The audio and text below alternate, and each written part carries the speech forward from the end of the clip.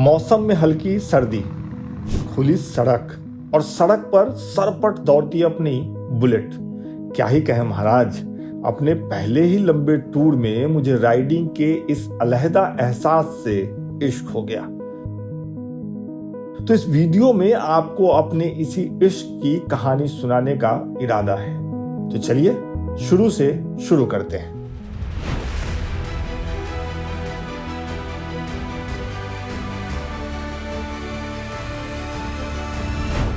Royal Enfield और UNESCO साथ आकर द ग्रेट हिमालयन एक्सप्लोरेशन नाम से एक मुहिम चला रहे हैं। इस मुहिम के तहत कुछ चुनिंदा बाइकर्स के साथ लेखक और पत्रकारों का एक ग्रुप देश के हिमालयन रीजन में जा रहा है। फिर उस इलाके के कुछ इंटेंजिबल हेरिटेज को डॉक्यूमेंट किया जाता है। तो इसी प्रोग्राम के तहत मुझे भी मेघालय के वेस्टर्न गारो हिल्स इलाके में जाने का न्योता मिला। अब न्योता तो समझते हैं ना आप, अंग्रेजी में इसे इनविटेशन कहते हैं। आज हमें निकलना है गुवाहाटी से तुरु और लगभग 250 किलोमीटर की जर्नी है। बुलेट से करने वाले हैं। सुबह का वक्त है, कमरे में सीधा सूरज की एंट्री हो रही है खिड़की से। शानदार सुबह, नहा धोवा लिया गया है, नाश्ता किया जाएगा। मेरा GoPro जिससे मैं ये रिकॉर्ड कर रहा हूँ मेरे हेलमेट में माउंट हो चुका है। इंतजार किस बात का है, चलते हैं सड़क पे। यहाँ जो आप देख रहे हैं वो बाइक के साथ सड़क पर उतरने से पहले की सबसे जरूरी कसरत है। टीम के सभी लोग अपने अपने बाइक को चेक कर रहे हैं।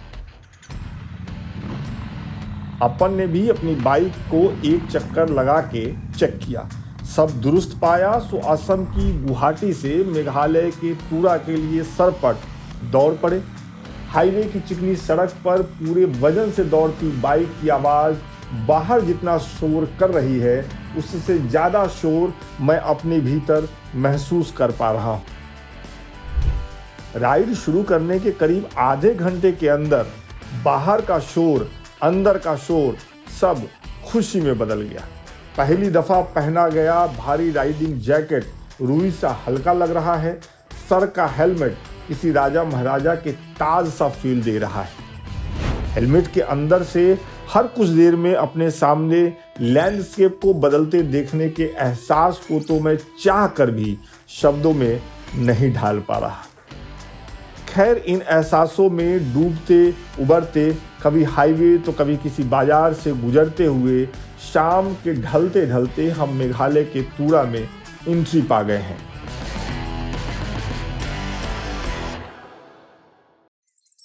अगली सुबह, अभी जो मैं आपसे बात कर रहा हूं तो हमारे रात में पहुंचने की अगली सुबह मैं आपसे बात कर रहा हूं और आज हम लोग अपना काम शुरू कर रहे हैं। हमारे काम का पहला दिन है आज।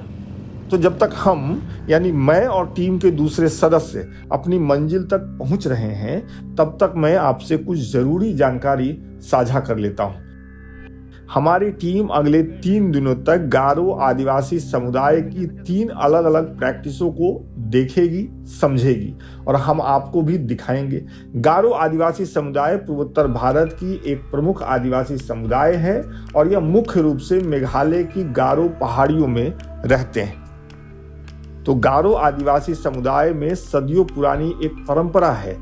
इस परंपरा को अब वही गारो आदिवासी निभाते हैं जिन्होंने अभी तक ईसाई धर्म को नहीं अपनाया है। इस परंपरा के मुताबिक गारो परिवार में जब किसी का निधन हो जाता है तो लकड़ी पर उसके चेहरे को उकेरा जाता है और घर के आगे लगा दिया जाता है याद के तौर पर। स्थानीय भाषा में जो मूर्ति लगाई जाती है लकड़ी की उसे खम्मा बोलते हैं। आप भी अपने स्क्रीन पर इसे देख रहे हैं। तो आज देश के कई हिस्सों में जो वुड कार्विंग होती है ऐसा माना जाता है कि वो इसी परंपरा से निकली है। वैसे इस इलाके के अमिंदा रंगसा गांव में वुड कार्विंग को लेकर के कुछ अलग ही काम हो रहा है। गांव के ही एक कलाकार हंदम मार्क ने पार्क में सूख चुके पेड़ों को बिना काटे उन पर वुड कार्विंग कर दी है। आपका नाम पहले बताइए। जिंगमन एम संगमा। और उनका नाम? हंडम अरमरक। फिर से बताइए। हंडम अरमरक। आप क्या काम करते हैं? वुड कार्विंग करते हैं आप। अच्छा, ये जो वुड कार्विंग का काम करते हैं, पहले तो अपने गांव के बारे में बताइए। गांव का क्या नाम है, कितने लोग हैं गांव में? अच्छा, गांव का नाम जो होता है आमंदर रंगसागरी, और यहाँ का पॉपुलेशन जो होता है अराउंड 236 बच्चा सबको लेके। आमिंदा रंगसा गांव में कमाल की वुड कार्विंग देखने और समझने के बाद दूसरे दिन हम झूम कल्टीवेशन को देखने समझने एक दूसरे गांव की तरफ निकल चुके हैं। तो अगली राइड के लिए हमारे साथी तैयार हो रहे हैं। झूम कल्टीवेशन खेती का सबसे पुराना तरीका बताया जाता है।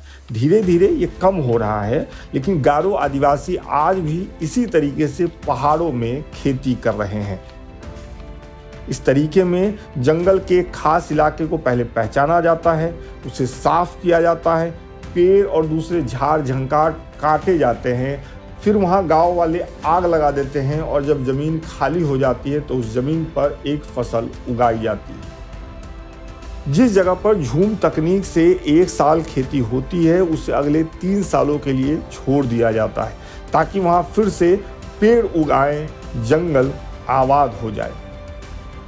आज भले ही आपको खेती का ये तरीका अच्छा नहीं लग रहा होगा, लेकिन 1000 साल पहले की कल्पना करिए, जब इंसान जंगल में रह रहा था और उसे खेती भी करनी थी, तब यही तरीका सबसे ज़्यादा कारगर रहा होगा।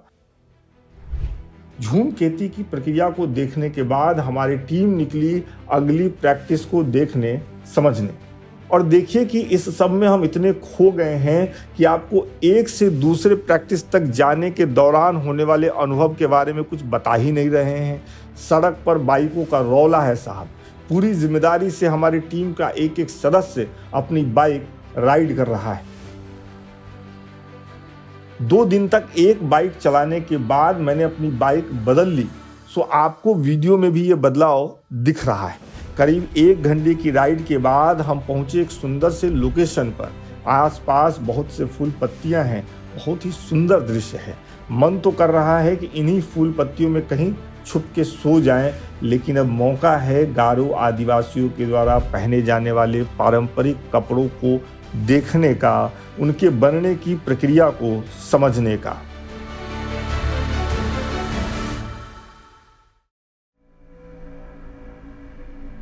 लॉइन लूम वो प्रथा है, तकनीक है, जिसका इस्तेमाल करके गारो समुदाय की महिलाएं अपने लिए, अपने परिवार के लिए कपड़ा बुनती हैं। इस तकनीक से कपड़ा बुनने के दौरान महिलाएं घंटों बैठती हैं।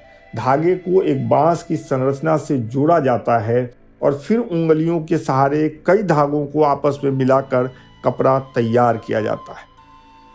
ये तो हुई गारो समुदाय के अलग अलग 3 प्रथाओं की बात, उनके जीवन जीने की शैली की बात। लेकिन इन 3 दिनों में हमें गारो समुदाय के घरों में जाने का मौका मिला। हमें समुदाय की महिलाओं ने अपने अपने घर में खाना बनाकर खिलाया। क्या बना रही हैं? सब्जी। हर दिन का स्वाद अलग रहा, हर खाने का स्वाद वाह वाह करने लायक। लेकिन विजेता है इस समुदाय द्वारा घर में बनाए जाने वाला खास पेय पदार्थ, जिसे बिची कहते हैं। मैं केवल बिची गटकने के लिए दोबारा इस सुंदर इलाके में जा सकता हूँ। तुरा से लौटने के बाद भी बिची का स्वाद मन से नहीं उतर रहा है। इतना सब कुछ देखने समझने के बाद अब समय आ गई है वापसी की।